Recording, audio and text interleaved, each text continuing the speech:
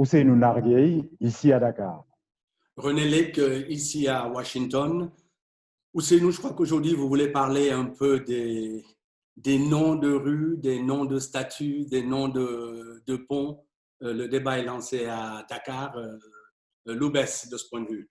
Oui, Loubès René, lancé à Dakar, mais plus précisément dans l'ancienne capitale du Sénégal, Ndar Saint-Louis, où la fameuse statue du gouverneur Faidherbe, Louis Faidherbe, qui a été gouverneur à 2 reprises de la colonie du Sénégal, qui est donc emblématique de la mainmise de la France sur le Sénégal aux temps coloniaux, dont le nom a également donné au principal pont, le pont à 7 arches, me semble-t-il, de Saint-Louis, eh bien, le nom de Faidherbe est remis en question, notamment par des membres de la société civile. Je veux parler du Forum civil, qui disent qu'il faut déboulonner cette statue et il faut débaptiser le pont. Débaptiser le pont pour lui donner le nom d'un fils de Saint-Louis récemment décédé, l'homme de médias et acteur de théâtre, de pièces de théâtre télévisées, Golbert Diagne, et déboulonner la statue parce qu'il y a, c'est vrai, une inscription assez provocatrice quand on la met dans le contexte contemporain.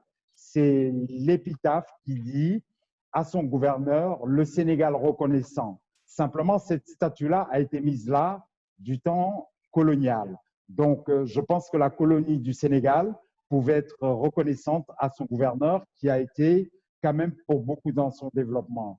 Donc, mon point était de dire que même s'il faut faire de la place aux personnages, aux personnalités de l'histoire sénégalaise et africaine dans les noms de places, les noms de rues, etc., il y a énormément de rues qui sont anonymes au Sénégal, à Dakar comme à Saint-Louis. À Dakar, on voit des noms de rues avec des plaques où il est marqué SC 103 pour Sacré-Cœur 103 ou GY 404 pour Grand Yoff 404.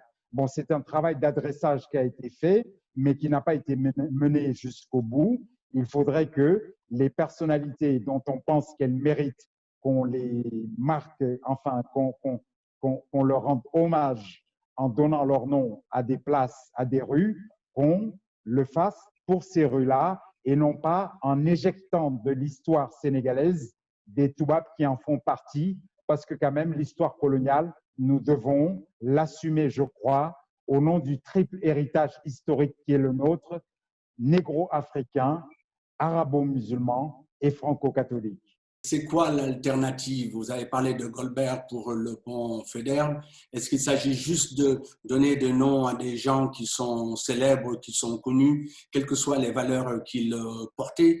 Ou est-ce que le plus important, c'est quand même les valeurs que portent les gens que l'on honore, hein, en leur donnant le nom d'édifices, de rues, que ce soit des Sénégalais, des Africains, ou même au plan international. Je pense par exemple à quelqu'un comme Gandhi, etc. Donc, est-ce que c'est plus les valeurs qu'il faut mettre en avant ou les individus? Écoutez, les valeurs aussi, quelque part, il faut les examiner à l'aune du contexte dans lequel elles ont été opérationnalisées. Vous avez cité 2 noms, Goldberg et Gandhi. Goldberg, c'est quelqu'un qui avait fait la polémique dans les dernières années de sa vie parce que lui, justement, il défendait la statue Faidherbe et le pont Faidherbe. Donc, je ne pense pas que de là où il repose désormais dans sa dernière demeure, il aimerait qu'on débaptise ces monuments-là, cette statue-là, qu'on la déboulonne pour y mettre la sienne. Gandhi, vous savez que Gandhi, dans ses jeunes années, a vécu en Afrique du Sud. Eh bien, aujourd'hui, on déboulonne les statues de Gandhi en Afrique du Sud parce qu'à côté de son combat pour la non-violence, Gandhi est aussi connu pour avoir dit, dans le cadre de la supériorité supposée des races, que la race noire était inférieure. Or, on ne pourrait quand même pas dénier, je pense, à Gandhi, au Mahatma Gandhi, sa place dans l'histoire en tant que combattant de l'égalité des peuples et de la non-violence. Je crois qu'il faut remettre un peu tout ça dans le contexte, se dire que ces personnages historiques ne sont pas infaillibles. Ils ne sont pas le pape, Même le pape aujourd'hui, je crois que c'est la formule qui reste, mais on sait qu'il est infaillible, au moins depuis que le pape Benoît XVI a démissionné. Donc voilà. Donc je pense que ce sont les valeurs qui sont importantes quand on donne des noms. Il y a eu un mouvement dans les années 80 avec le professeur Sahir Thiam, à qui le professeur Ibader Thiam donnait bien la réplique.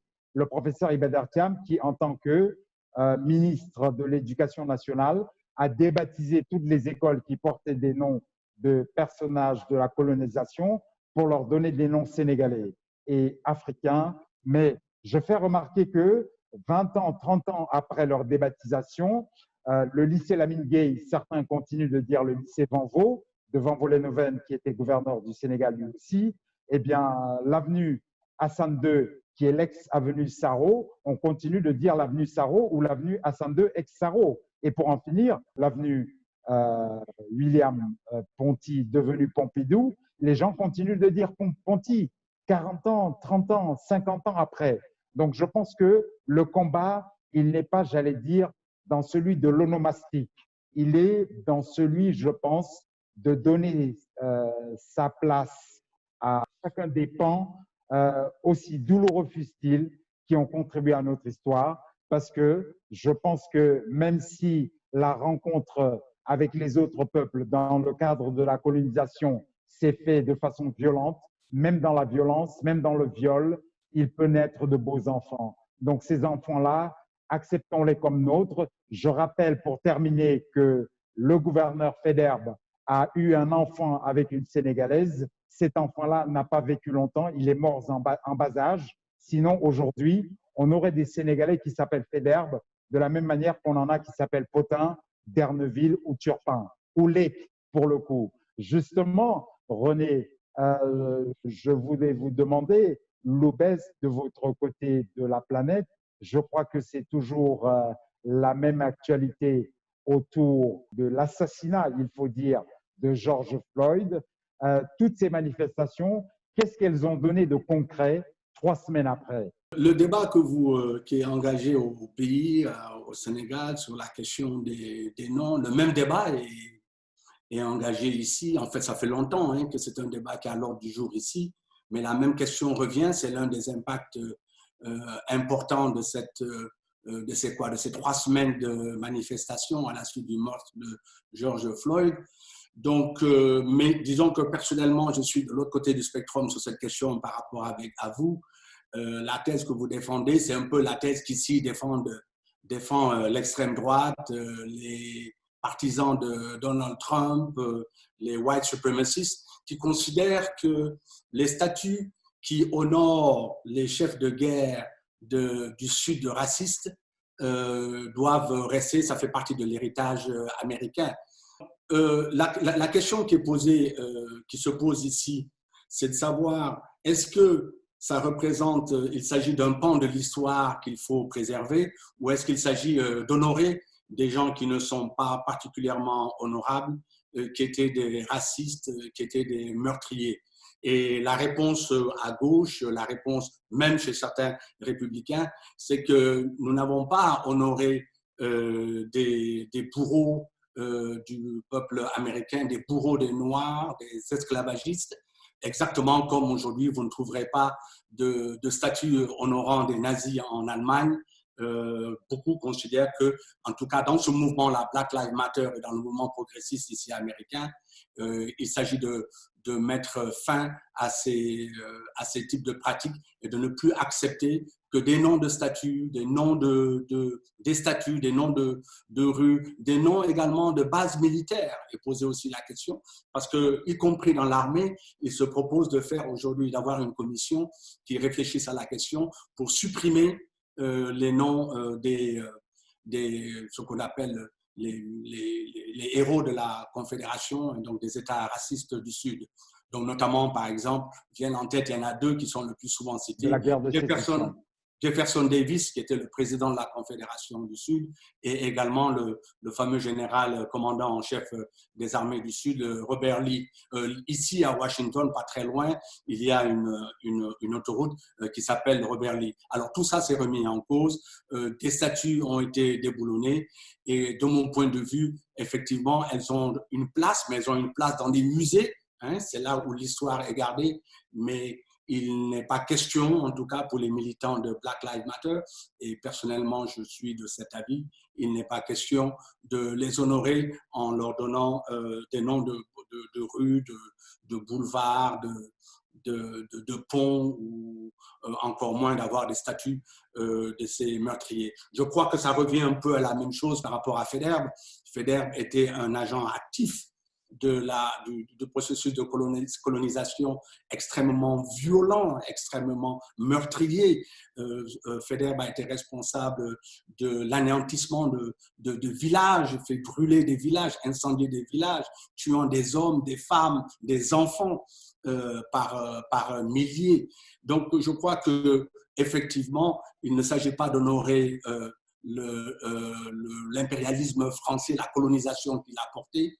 Et c'est vrai, je trouve que c'est tout à fait triste et c'est révélateur de l'état de notre pays que de voir que 60 ans après, on est encore dans ce type de discussion, alors que c'est des questions qui auraient pu être réglées, qui auraient dû être réglées de mon point de vue depuis bien longtemps.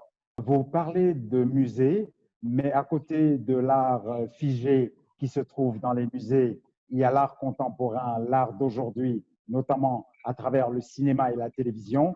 On sait qu'il y a un American Way of Life qui est promu par la télévision, les séries télévisées, notamment les séries policières. Et à la faveur du mouvement Black Lives Matter, il y a des séries télé qui ont été suspendues, interdites, à cause de la promotion d'une certaine manière d'agir envers les minorités qu'elle ferait?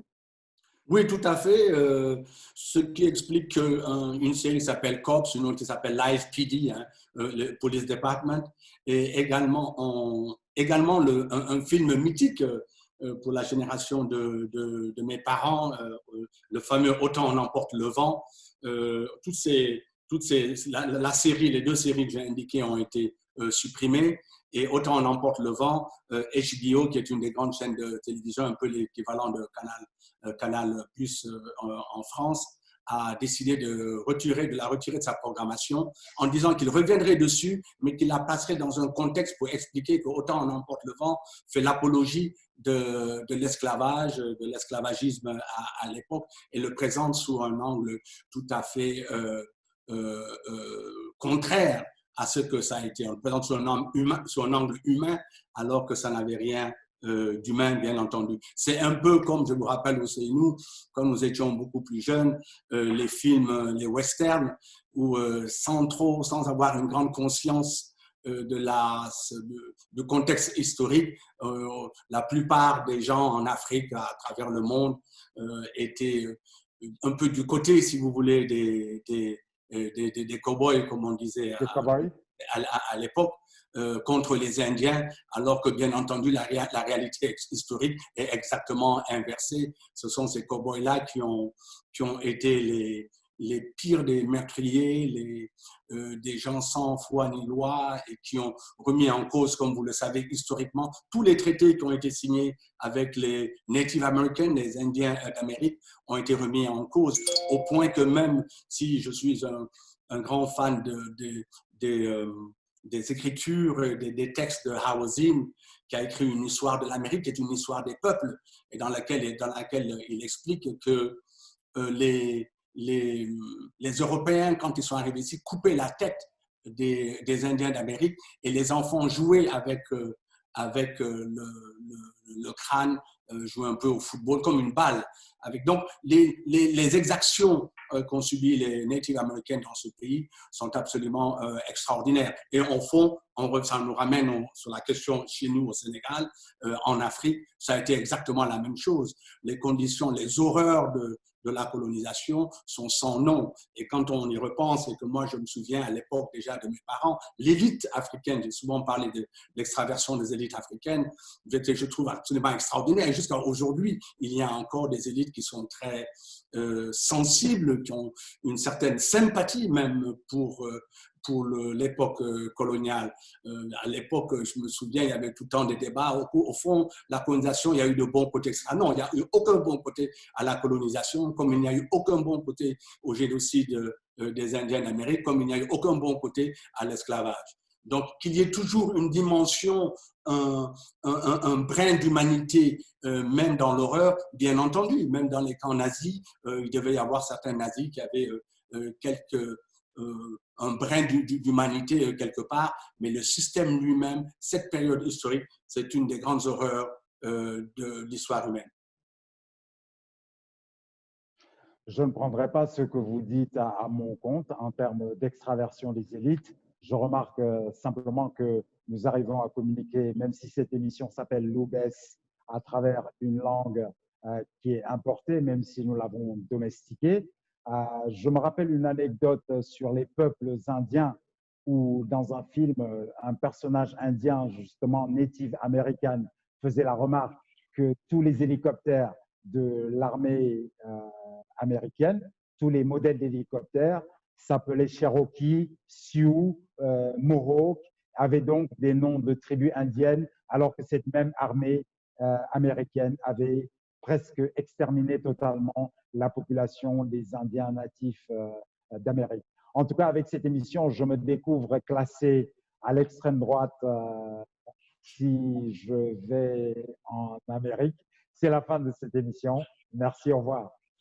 Merci Ousseynou. Sur la langue, rapidement, je rappelle que Cheikh Anta Diop parlait de l'acculturation de non-retour. Pour certains d'entre nous, c'est le cas, c'est mon cas, malheureusement, c'est le cas de beaucoup de Noirs américains, des gens en Amérique du Sud.